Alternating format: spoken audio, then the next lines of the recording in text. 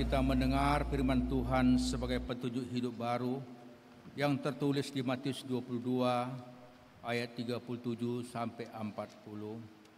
Jawab Yesus kepadanya, "Kasihanilah Tuhan Allahmu dengan segenap hatimu dan dengan segenap jiwamu dan dengan segenap akal budimu. Itulah hukum yang terutama dan yang pertama. Dan hukum yang kedua yang sama dengan itu ialah kasihilah samamu manusia seperti dirimu sendiri. Pada kedua hukum inilah tergantung seluruh hukum Taurat dan kitab para nabi." Marilah kita sama-sama mohon kekuatan kepada Tuhan. Ya Allah Bapa kami, berilah kami kekuatan untuk melakukan yang sesuai dengan firman-Mu. Amin. Kita angkat pujian.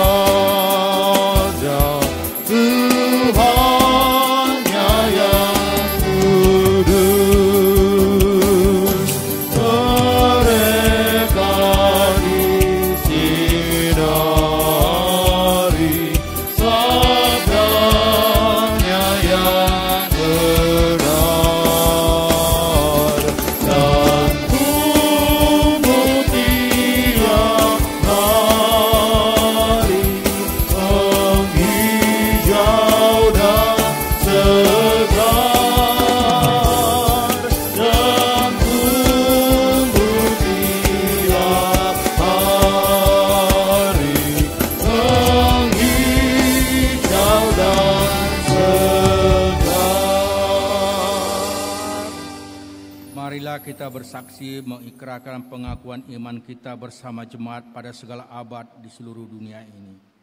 Aku percaya kepada Allah Bapa yang Maha Kuasa, Khalid langit dan bumi. Aku percaya kepada Yesus Kristus, Anaknya yang tunggal Tuhan kita, yang dikandung daripada Roh Kudus, lahir dari anak darah Maria, yang menderita di bawah pemerintahan Pontius Pilatus, disalibkan, mati dan dikuburkan, turun ke dalam kerajaan maut, pada hari yang ketiga bangkit pula dari antara orang mati, naik ke sorga, duduk sebelah kanan Allah Bapa yang Maha Kuasa, dan akan datang dari sana untuk menghakimi orang yang hidup dan yang mati. Aku percaya kepada Roh Kudus, gereja yang kudus dan am, persekutuan orang kudus, kebangkitan daging, dan hidup yang marilah kita mendengar KUR PPGKP Pamen.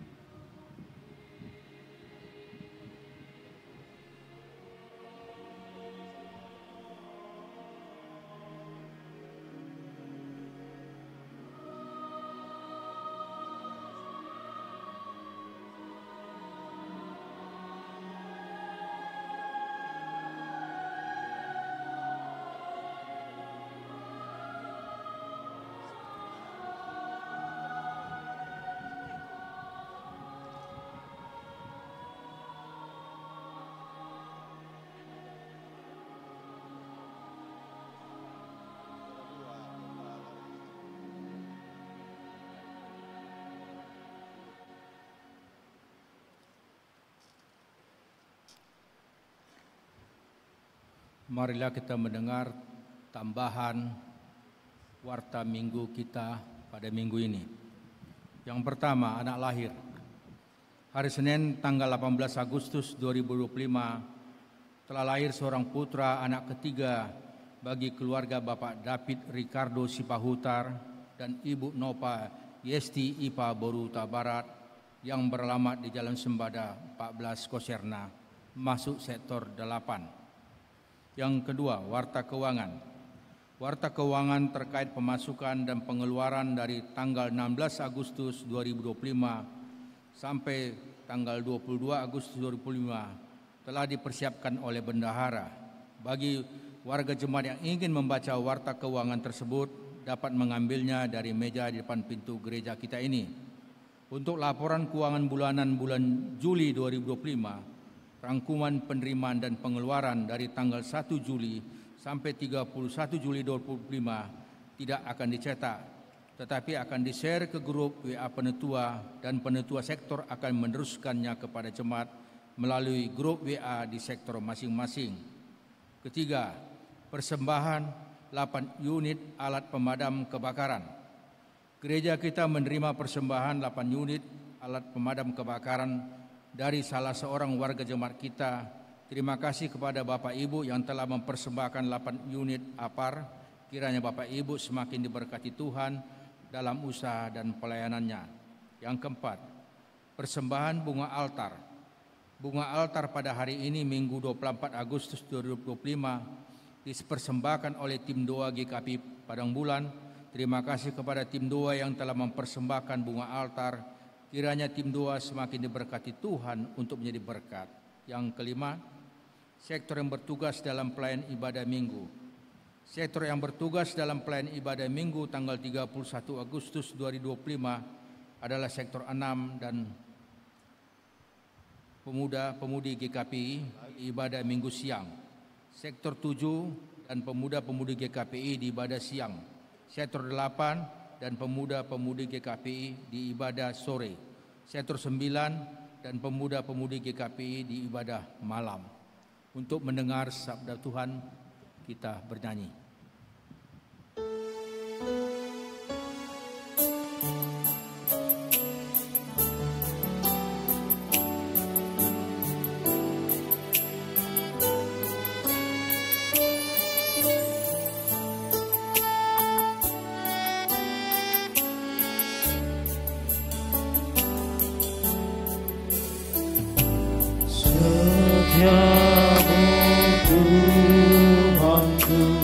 Tiada berkaran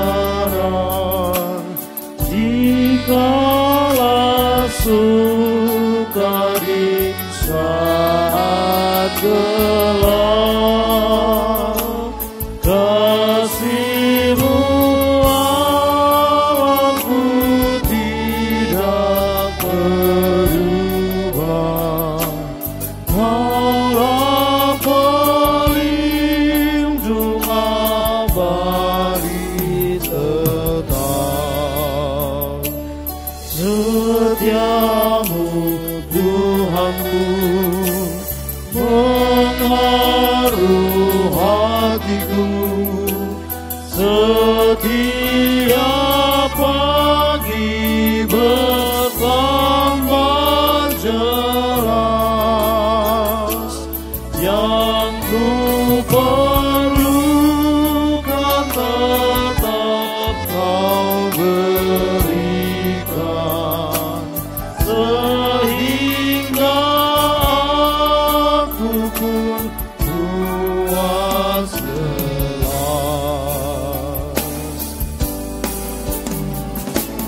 Musim bertanam dan musim tuaian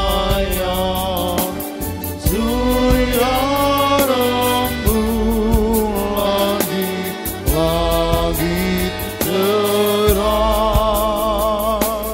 Bersama alam memuji bersaksi tentang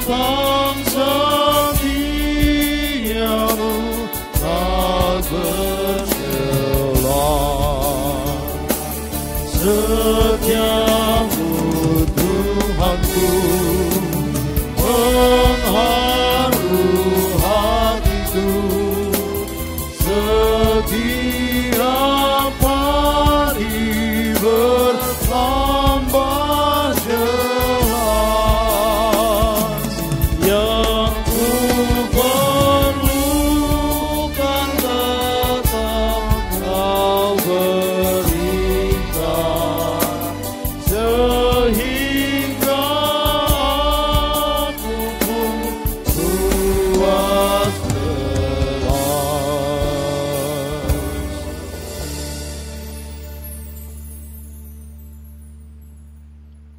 Hadir dan urapi kami dengan kekuatan Roh Kudus-Mu, supaya hati kami tenang, pikiran kami tenteram, dan kami dapat menjadi pendengar firman yang baik pada saat ini di tempat ini. Urapi hamba-Mu yang akan menyampaikan kebenaran sabda-Mu. Pakai mulut bibir hamba-Mu untuk memperkatakan setiap pengajaran yang bersumber daripada-Mu. Bersabdalah Engkau Tuhan atas kami, karena kami sungguh sudah siap mendengar dan menerima kebenaran sabda-Mu. Di dalam nama Tuhan Yesus kami berdoa dan mengucap syukur. Amin. Shalom bagi kita semua. Bapak Ibu Saudara yang terkasih di dalam nama Tuhan Yesus Kristus, kebenaran firman Tuhan yang menjadi renungan dalam ibadah kita pada malam hari ini terambil dari Mazmur 103, dimulai dari ayat 15 sampai ayat yang ke-18. Demikian firman Tuhan, saya baca untuk kita semua. Adapun manusia hari-harinya seperti rumput, seperti bunga di padang, demikianlah ia berbunga. Apabila angin melintasinya, maka tidak ada lagi ia, dan tempatnya tidak mengenalnya lagi. Tetapi kasih setia Tuhan dari selama-lamanya sampai selama-lamanya atas orang-orang yang takut akan Dia. Dan keadilannya bagi anak cucu, bagi orang-orang yang berpegang pada perjanjiannya dan yang ingat untuk melakukan titahnya. Demikian firman Tuhan. Bapak Ibu Saudara yang terkasih di dalam nama Tuhan Yesus, Mazmur pasal 103 adalah sebuah mazmur pujian yang sangat diyakini bahwa mazmur ini dituliskan oleh Raja Daud sebagai ungkapan pujian penghormatan atas segala keajaiban, atas segala keperkasaan Allah, atas segala keterlibatan Tuhan di dalam kehidupan umat manusia. Daud menyatakan ungkapan syukurnya, menyatakan pengakuan imannya atas segala kebesaran, atas segala kedahsyatan Allah yang begitu luar biasa. Semakin kita mampu memuji dan mempermuliakan Allah, semakin kita mampu mengagungkan setiap mujizat-mujizat yang Tuhan lakukan di dalam hidup kita. Ternyata penyembahan yang benar, pujian yang benar menuntun kita pada sebuah kesadaran diri bahwa kita adalah makhluk yang terbatas. Bahwa kita adalah makhluk yang panah. Bahwa kita adalah umat yang punya masa. Dikala Daud menaikkan mazmur pujian kepada Allah. Dikala dia mempertunjukkan keajaiban Allah. Dikala dia memperkatakan tentang berbagai hal yang Tuhan lakukan di dalam kehidupannya. Saat itu dia mencoba merenung. Ternyata manusia sifatnya sementara. Bapak Ibu Saudara yang terkasih dalam nama Tuhan Yesus Kristus. Kalau tema firman Tuhan kita hari ini menyatakan kasih Allah selama-lamanya. Ada satu pernyataan yang kontras yang disampaikan dalam Mazmur 103 ayat 15 sampai 18. Di satu sisi dia memperkatakan manusia dengan kepanaannya, manusia dengan keterbatasannya, manusia yang akan rentan, manusia yang akan keriput, manusia yang akan mati. Diperhadapkan dengan kasih Allah yang kekal, kasih Allah yang tanpa batas, kasih Allah yang sifatnya selama-lamanya. Bapak Ibu Saudara yang terkasih di dalam nama Tuhan Yesus Kristus, dalam keberadaan manusia yang penuh dengan keterbatasan, selalu dipertunjukkan, selalu dinyatakan kasih Allah yang tanpa batas, selalu dipertunjukkan kasih Allah yang kekal dari generasi ke generasi, dari zaman ke zaman, dari waktu ke waktu, dan kasih-Nya tidak pernah terputus oleh ruang dan waktu. Bapak Ibu Saudara yang terkasih dalam nama Yesus, penghayatan akan Allah, pemahaman akan Allah, kemampuan untuk memuji Allah, membuat kita sadar siapa kita di hadapan Tuhan.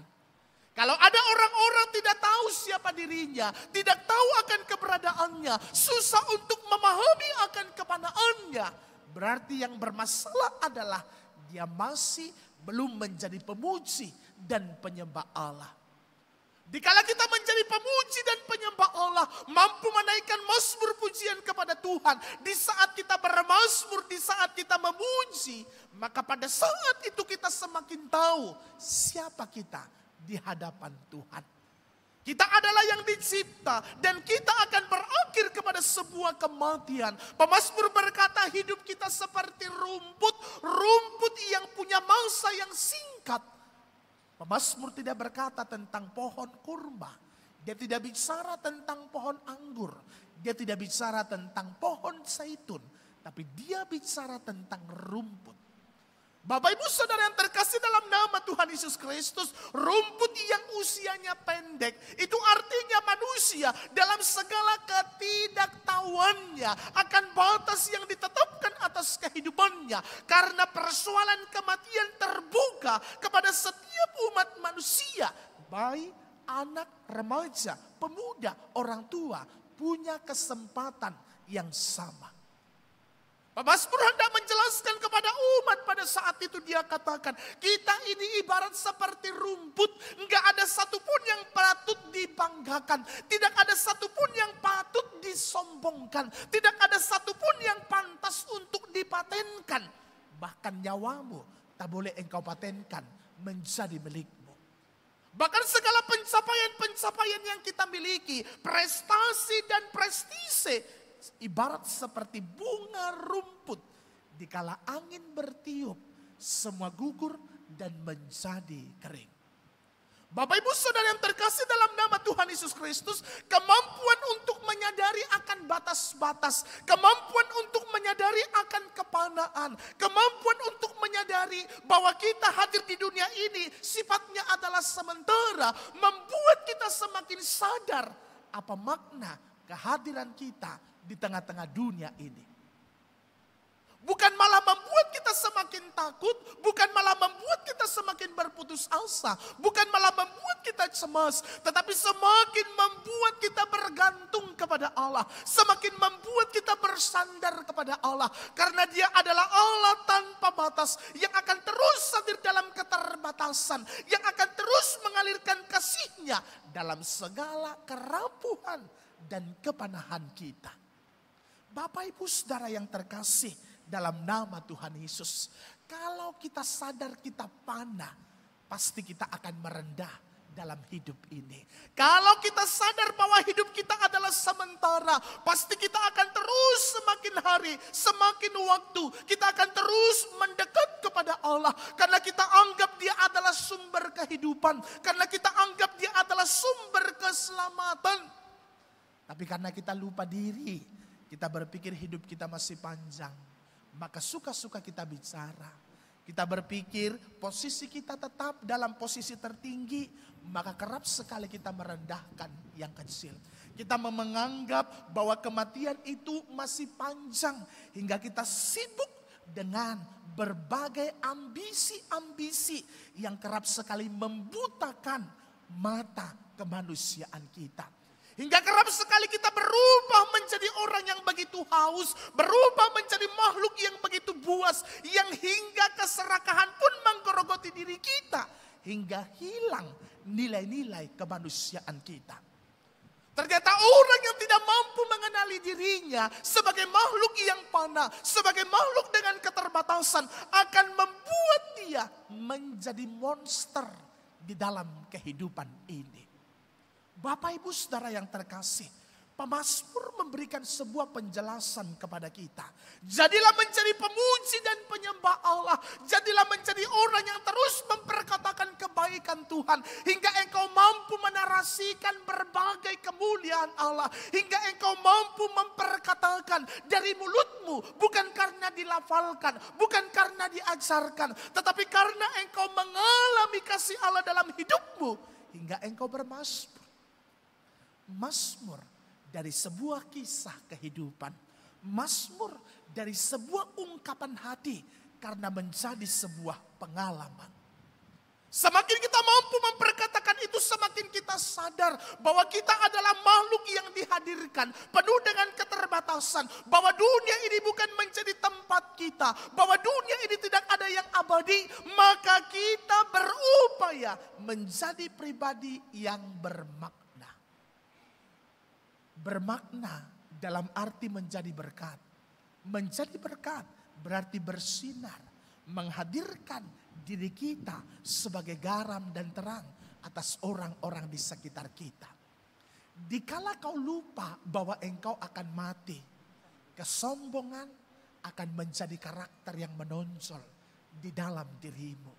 Dikala engkau lupa kau punya batas, waktu, durasi di dunia ini, maka ambisimu dengan segala keserakahanmu menjadi warna dan mengkarakter atas dirimu.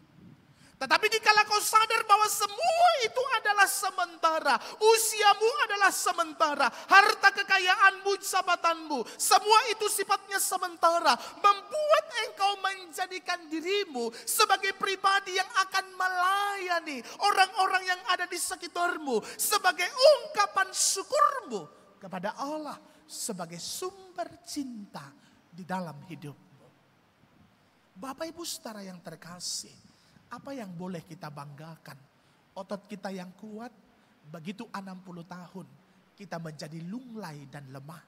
Otak kita yang brilian, setelah 65 tahun lebih banyak lupa daripada ingatnya.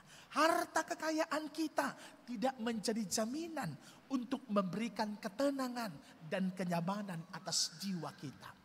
Maka Raja Daud pernah berkata, hanya dekat Allah aku tenang. Karena dikala Allah ada bersamaku, dikala aku berdekat dengan Allah, maka ketenangan, kenyamanan akan menjadi milikku. Dikala aku mendekat kepada dunia dengan berbagai kenikmatan yang ditawarkan, dikala mataku mencoba melihat segala sesuatu daya pikat dunia, maka aku terjatuh ke dalam dosa. Hingga cinta kasih itu hilang dari dalam diriku. Ketika dia naik ke atas soto, menikmati panorama dunia yang begitu indah, terlihat matanya Batseba mandi, maka dia terpikat akan kecantikannya. Raja yang diurapi Tuhan berubah menjadi monster. Dia merencanakan kejahatan kepada Uria hanya untuk mendapatkan Batseba. Padahal masih banyak wanita-wanita lain yang menjadi istri dan gundik di kerajaannya. Tapi dia berubah menjadi jahat. Oleh karena apa? Ketidakmampuan mengenali dirinya. Maka orang Batak kalau mau merantau, sering orang tua dulu berkata, tahu siapa dirimu. Supaya kau tahu menempatkan dirimu dimanapun berada. Kenali dirimu supaya kau memantaskan dirimu dengan segala keberadaan dan situasimu. Bapak Ibu Saudara yang terkasih dalam nama Tuhan Yesus Kristus, pada ayat selanjutnya dikatakan, kalau ayat 17 dan 18 dijelaskan bahwa kasih setia Tuhan itu kekal. Meskipun engkau terbatas, meskipun engkau mati, meskipun engkau punya batas-batas dalam kehidupanmu. Tapi perlu engkau camkan, perlu engkau pahami, perlu engkau mengerti dalam hidupmu.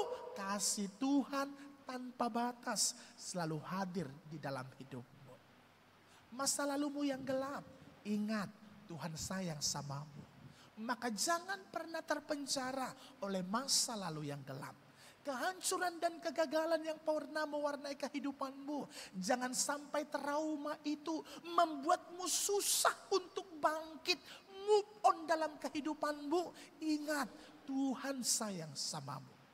Bapak Ibu Saudara yang terkasih dalam nama Tuhan Yesus Kristus, hidup kita boleh berantakan, hidup kita boleh dengan pengalaman-pengalaman yang begitu menjijikan di hadapan Tuhan. Hidup kita boleh pernah mengalami kegelapan, hidup kita pernah boleh mengalami kehancuran. Tapi ingat, yang harus menyembuhkanmu adalah kasih Tuhan kekal untukmu. Hilangkan semua trauma itu, hilangkan semua luka batin itu, supaya kau bangkit dari semua keberadaanmu itu dengan meyakini kasih Tuhan selama-lamanya hadir di dalam kehidupanmu. Si penulis Mazmur hendak menjelaskan kepada kita hari ini, banyak alasan bagi kita untuk memperkatakan Tuhan tidak baik. Banyak alasan, bahkan banyak fakta yang boleh kita komplain kepada Allah atas segala persoalan, atas segala duka cita, atas segala kegagalan dan kehancuran. Tapi pemazmur mau berkata kepada kita, tak perlu kau urai itu semua. Cukup tanamkan dalam hatimu kasih Tuhan selama-lamanya hadir di dalam kehidupan kita. Dia tak pernah melihat seperti apa engkau, tetapi dia selalu menyambutmu dalam segala kerendahan hatimu. Engkau hadir mengalami perjumpaan dengan Tuhan. Bapak Ibu Saudara yang terkasih di dalam nama Tuhan Yesus Kristus, kasih itulah yang akan mengubahkan kita. Kasih itulah yang akan memampukan kita untuk melewati setiap masa-masa di dalam kehidupan kita. Kasih itulah yang akan memampukan kita untuk keluar dari keterbatasan-keterbatasan yang kerap sekali mewarnai kehidupan kita. Hingga kita hidup di dalam iman, hingga kita hidup dalam pengharapan, hingga kita melihat bahwa Allah yang ajaib, sungguh luar biasa di dalam kehidupan kita. Maka gantungkanlah segala sesuatunya hanya kepada Tuhan. Karena kasih-Nya tidak akan pernah berkesudahan. Kasih manusia ada batasnya. Tapi kasih Allah sepanjang masa, sepanjang generasi selalu hadir di dalam kehidupan kita.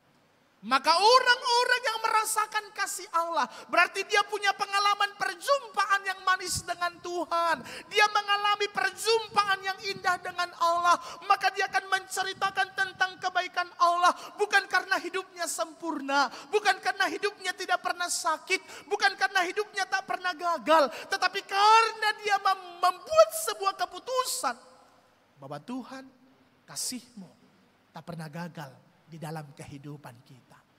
Kalau mata kita masih fokus pada kegagalan, mata kita masih fokus pada persoalan hidup kita, berarti penyembahanmu kepada Allah belum terbangun dengan baik. Bapak Ibu Saudara yang terkasih dalam nama Tuhan Yesus Kristus, maka kita harus melihat kasih-Nya selalu ada dalam segala keterpurukan, dalam segala warna-warna kehidupan kita. Dia begitu pintar mendesain kehidupan kita. Tuhan tidak pernah salah dalam mengizinkan sesuatu hal terjadi atas kehidupanmu. Tetapi engkaulah yang salah dalam menyikapi setiap kisah yang Tuhan izinkan itu. Kurang sakit apa Yusuf dengan pengkhianatan saudara-saudaranya? Kurang sakit apa Yusuf dengan fitnah yang ditebarkan istri Potifar? Tapi dia sikapi dengan manis. Karena dia percaya semua itu terjadi atas seizin Tuhan. Untuk membuat dia mengalami perjumpaan yang manis dengan Allah. Kurang sakit apa Ayub dengan kehilangan harta bendanya. Dengan kematian anak-anaknya. Dengan sakit yang begitu menjijikan pada kulitnya. Dengan berbagai ocehan dan penghakiman para teman-temannya. Tapi dia sikapi itu dengan baik. Karena dia percaya Tuhan tak pernah salah di dalam memberikan warna dalam hidup kita. Bapak Ibu Saudara yang terkasih dalam nama Tuhan Yesus Kristus, maka Allah tidak pernah salah di dalam menetapkan segala sesuatu dalam kehidupan kita. Bahkan itu Dia izinkan terjadi untuk mempertunjukkan kasih setia yang besar, untuk mempertunjukkan perjumpaan kita dengan Dia. Akan membuat kita terheran-heran. Sungguh ajaib dan luar biasa Tuhan. di dalam hidup kita. Bapak Ibu Saudara yang terkasih dalam nama Yesus, maka jangan pernah tangisi kegagalanmu, kehancuranmu, bahkan persoalan, bahkan kehilangan orang-orang yang kau anggap begitu penting dalam kehidupanmu. Jangan habiskan waktumu hanya untuk meratapinya. Tetapi coba rasakan bagaimana Tuhan memberikan pertolongan dan memampukan kau tetap ada sampai saat ini. Walaupun masalah itu tak kunjung selesai. Engkau masih kuat memikul beban itu. Engkau masih tegak berdiri. Bahkan kau masih sempat ibadah di jam 7 ini. Itu artinya Tuhan masih menyayangimu. Jangan pernah habiskan waktumu dengan meratapi segala sesuatu yang menjadi warna dalam hidupmu. Tapi berdamai. Saya pernah ibadah khusus untuk survive cancer. Orang-orang yang terkena cancer dan orang-orang yang sudah survive dari cancer. Lalu mereka buat ibadah. Lalu mereka buat sebuah kesaksian-kesaksian yang saling menguatkan satu dengan yang lain. Ada satu orang ibu bersaksi, dia katakan begini, saya 2 kali divonis cancer. Selesai cancer pertama, 3 bulan kemudian muncul di tempat lain. Dan stadiumnya lebih tinggi dari stadium cancer yang pertama. Ketika saya cancer, saya harus di kemoterapi, saya harus disinar. Dan saya harus memantangkan beberapa makanan. Dan saya harus memanage pikiran saya supaya saya tidak stres. Karena semakin saya stres, semakin gampang sel-sel cancer itu memakan organ-organ vital dalam tubuh saya. Maka yang pertama saya lakukan ketika saya tahu cancer, bahkan ketika yang kedua kalinya saya cancer, saya belajar berdamai dengan diri saya. Saya belajar untuk tidak marah. Saya belajar untuk tidak bandingkan diri saya dengan siapapun. Saya belajar untuk tidak terkagum atas hidup orang. Saya belajar untuk betul-betul melihat diri saya di hadapan Allah. Yang pastinya Dia adalah pencipta ajaib atas apapun yang kualami dalam hidupku. Ketika aku belajar berdamai, maka aku menjadi tenang dalam melewati setiap proses pengobatan yang menguras energiku, bahkan menguras fisikku. Aku makin lemah, tetapi dalam setiap kelemahanku, aku belajar untuk tetap berdamai. Satu hal yang kudapatkan ketika aku sakit, aku semakin mengalami perjumpaan yang manis dengan Tuhan. Dulu ketika aku sehat, doaku itu menjadi ritual. Bangun pagi, doa sebentar, baca firman, selesai. Begitu aku pulang kerja, ritual itu kembali kulanjutkan. Doa, baca Alkitab, selesai. Tapi ketika ada sel yang Tuhan izinkan ada pada tubuhku, ketika sel pertama sudah dituntaskan dengan daya juang yang begitu luar biasa, lalu muncul modus dokter di tempat yang berbeda, dan itu lebih ganas dari yang pertama, saat itu aku semakin terjatuh, bukan terjatuh roboh, tapi terjatuh dalam hadirat dan kasih Tuhan. Aku semakin menikmati doa-doaku. Aku semakin menikmati pembacaan firman yang kulakukan setiap hari. Ibarat seperti aku sedang membaca surat cinta dari pacar yang begitu kusayangi.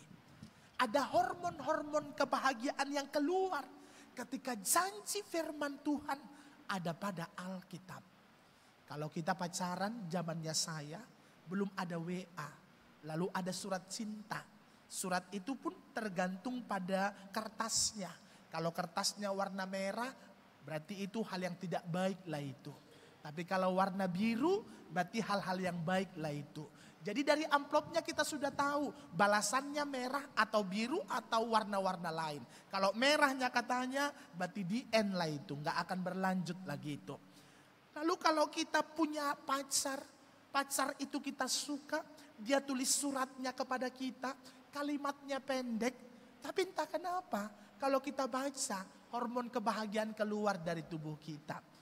Kadang-kadang kita mau baca terus sampai kita hafal kata-katanya. Walaupun sudah kita hafal, kita baca lagi. Kenapa? Ada kenikmatan tersendiri dikala kita membacanya. Maka dia katakan, ketika aku membaca Alkitab yang dulunya asal baca, yang dulunya menjadi ritual, ketika aku bangun pagi aku baca firman Tuhan, seolah-olah itu menjadi sebuah kewajiban. Ketika aku baca selesai, bahkan aku tidak paham tentang apapun. Tapi ketika aku sakit, aku seperti membaca surat cinta. Ada energi positif yang kurasakan. Lalu aku mulai belajar tentang puasa Ester. Lalu puasa itu pun aku lakukan. Lalu setelah proses pengobatan terjadi, kenikmatan-kenikmatan rohaniku alami. Ketika aku berjuang dengan kanker. Lalu aku pulih. Lalu dokter berkata bersih. Tapi karena pengalaman yang pertama, lalu muncul yang kedua, dokter katakan hati-hati. Karena kemungkinan untuk yang ketiga kali bisa muncul. Manage pikiranmu, manage hatimu, dan selalu tenang dalam hidupmu. Maka dia berikan sebuah pesan kepada orang-orang saat itu, dia katakan, jangan pernah berontak dengan sesuatu hal yang menyakitkan. Menurut versimu, kadang dalam rasa sakit menurut versimu, Allah mau mempertunjukkan kasih yang ajaib atas kehidupanmu. Kadang dengan sesuatu yang menyakitkan pada dirimu, kadang dengan sesuatu kisah yang membuatmu hampir terguncang, kadang dengan sesuatu peristiwa yang kerap sekali menampar kehidupanmu, Tuhan sedang bekerja. Mempertunjukkan kasih-Nya yang begitu ajaib atas kehidupanmu. Bapak Ibu Saudara yang terkasih dalam nama Yesus, ingat kasih Tuhan selama-lamanya. Saya rindu kita pulang dari tempat ini, ayat 17 dan 18 ini terngiang di pikiran dan terpatri dalam hati kita.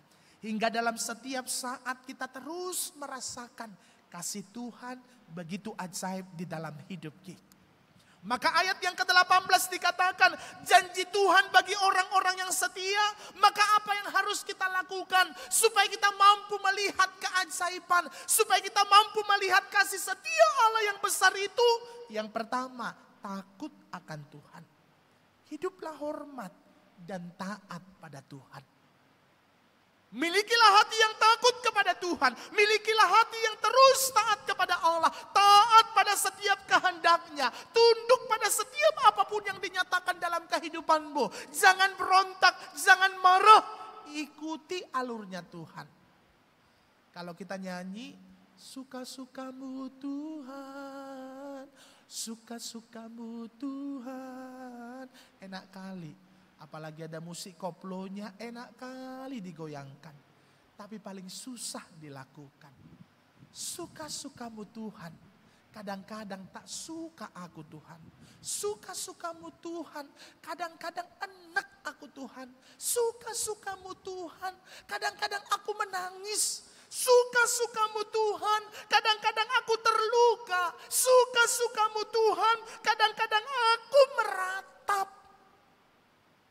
Tapi hari ini Tuhan katakan berdamai dan belajar untuk tunduk pada setiap apa yang Tuhan sukakan padamu.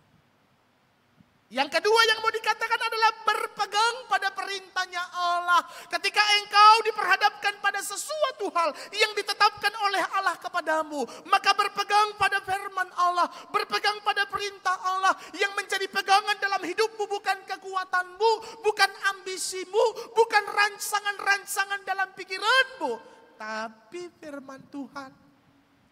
Kenapa kau kecewa? Karena kau berpegang pada rencana yang ada pada pikiranmu. Begitu Tuhan batalkan, maka kau histeris, teriak. Dikala Tuhan gantikan dengan sesuatu yang spesial, kau anggap itu selalu tidak berharga. Maka berpegang pada janji Tuhan. Janji Tuhan ada pada Alkitab dari Kejadian sampai Wahyu, maka nikmati, baca terus, nikmati kasihnya Tuhan. Ketika engkau membaca firman Allah, engkau sedang membaca surat cintanya Tuhan. Maka ketika engkau membaca harus membangkitkan semangat, harus memberikan sesuatu kebahagiaan atas setiap janji, karena firman itu ya dan amin. Hatimu terluka, kau curhat ke orang lain, kalau ditenangkan. Kalau malah kau diburuk-burukkan ke orang lain.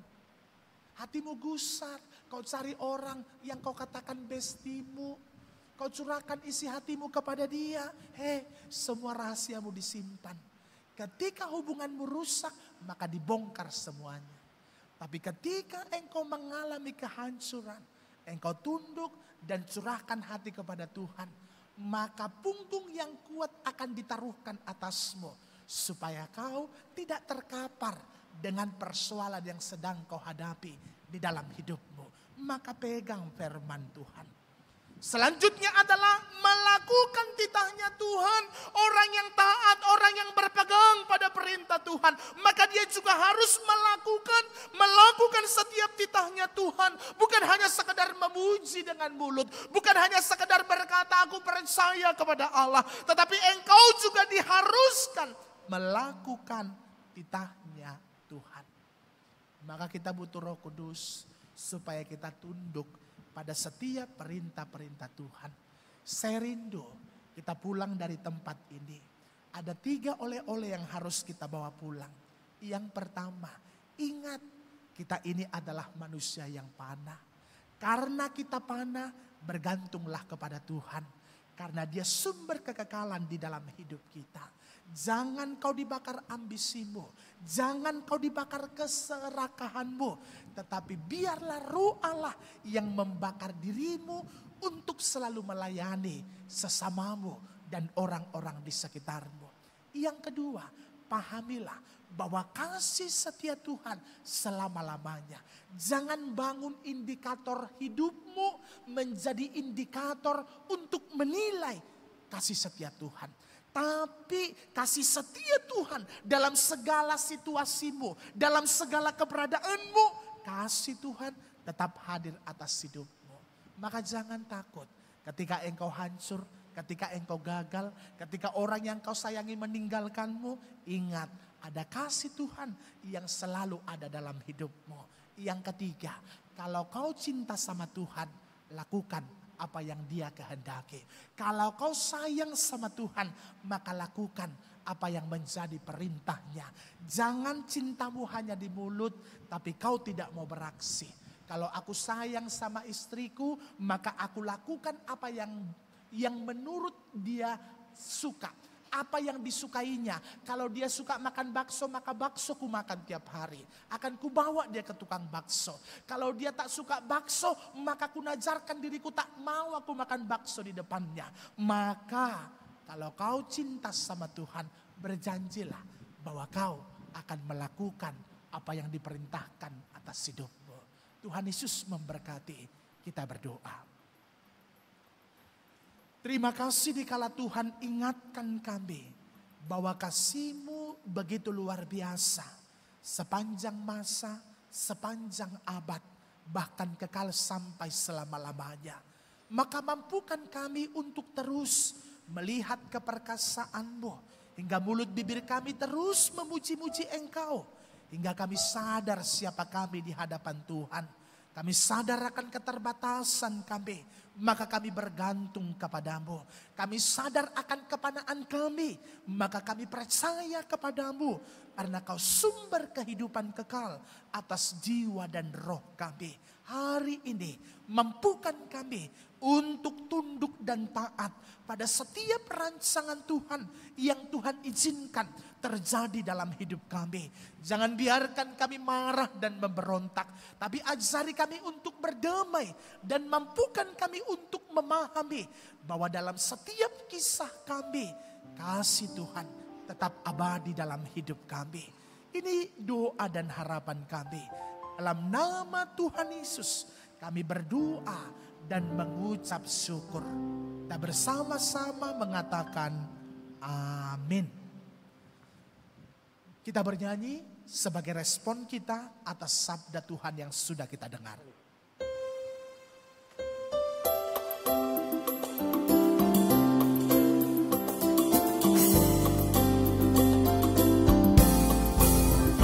Ku nyanyikan kasih setia Tuhan selamanya, selamanya.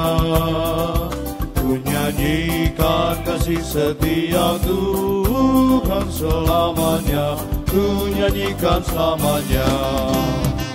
Ku tuturkan terjamu kasih setiamu Tuhan, ku tuturkan terjamu kasih setiamu turun-temurun. Ku nyanyikan kasih setia Tuhan selamanya, selamanya. Ku nyanyikan kasih setia Tuhan selamanya, ku nyanyikan selamanya. Untuk menghantar kita memberi kurban persembahan, mari kita mendengarkan firman Tuhan yang tertulis dalam Amsal 3 ayat 9 sampai 10. Demikian firman Tuhan. Muliakanlah Tuhan dengan hartamu dan dengan hasil pertama dari segala penghasilanmu, maka lumbung-lumbungmu akan diisi penuh sampai melimpah-limpah, dan bejana pemerahanmu akan meluap dengan air buah anggurnya. Kita mengumpulkan persembahan kita.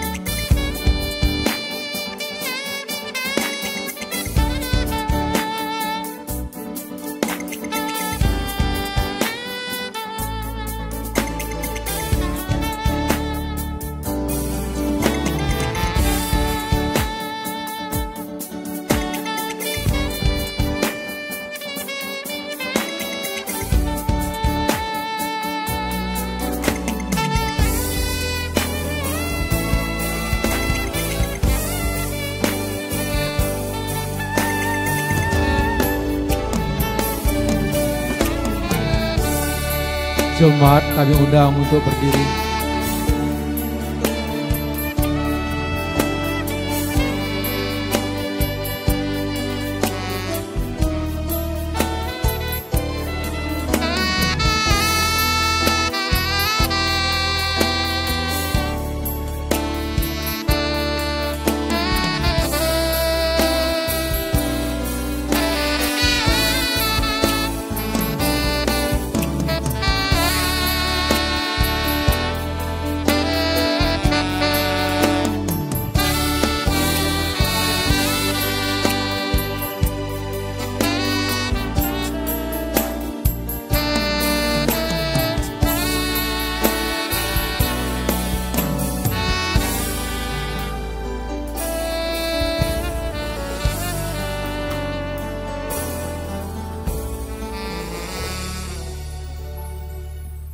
Mari kita berdoa menyerahkan persembahan kita kepada Tuhan. Ya Allah Bapa kami yang ada di surga, kami mengaku dengan setulus hati, Engkaulah sumber segala berkat dan karunia dalam hidup kami. Di sini kami mempersembahkan kurban syukur kami kepadamu. Terimalah persembahan umat-Mu dan berkatilah menjadi alat kesaksian, persekutuan, dan pelayanan di jemaat-Mu di tempat ini. Jadikanlah hidup kami menjadi persembahan yang berkenan kepadamu. Dan pakailah hidup kami untuk turut menghadirkan tanda-tanda kerajaan-Mu, kasih, keadilan, damai sejahtera, dan sukacita.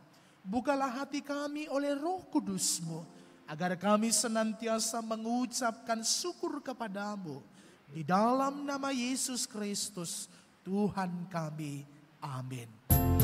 Apalah arti ibadahmu kepada Tuhan, bila tiada rela sujud dan sungguh. Apalah arti ibadahmu kepada Tuhan, bila tiada hati tulus dan sungguh. Ibadah sejati jadikanlah persembahan, ibadah sejati kasihilah sesamamu. Ibadah sejati yang berkenan bagi Tuhan, jujur dan tulus ibadah murni bagi Tuhan. Bapa kami yang di surga, dikuduskanlah nama-Mu. Datanglah kerajaan-Mu, jadilah kehendak-Mu di bumi seperti di surga.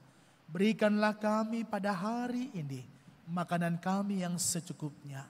Dan ampunilah kami akan kesalahan kami, seperti kami juga mengampuni orang yang bersalah kepada kami. Dan janganlah membawa kami ke dalam pencobaan, tetapi lepaskanlah kami dari yang jahat. Karena Yang punya kerajaan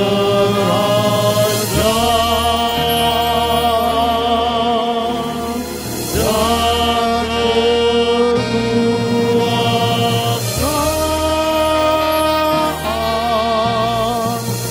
dan kemuliaan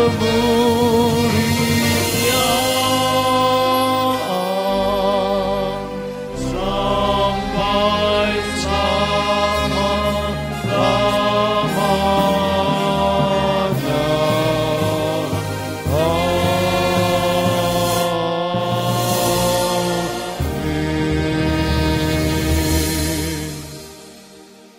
Arahkanlah hati dan pikiranmu kepada Tuhan. Pulanglah dengan damai dan terimalah berkat dari Allah kita. Tuhan memberkati engkau dan melindungi engkau. Tuhan menyinari engkau dengan wajah-Nya dan memberi engkau kasih karunia. Tuhan menghadapkan wajah-Nya kepadamu dan memberi engkau damai sejahtera.